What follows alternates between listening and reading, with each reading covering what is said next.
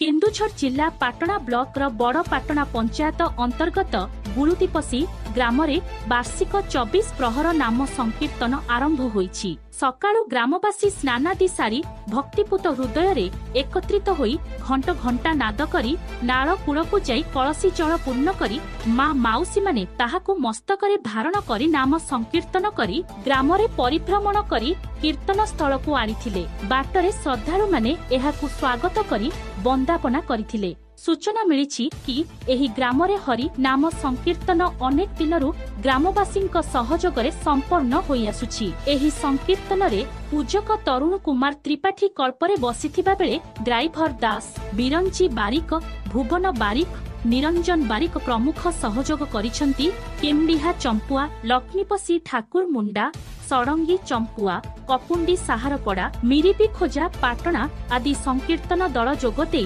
24 प्रहर नाम संकीर्तन करुछंती। एहा मार्च 28 रु आरंभ होई 31 तारिख जाए चालिबो बोली संकीर्तन कमिटी पक्षरु सूचना मिलिछि।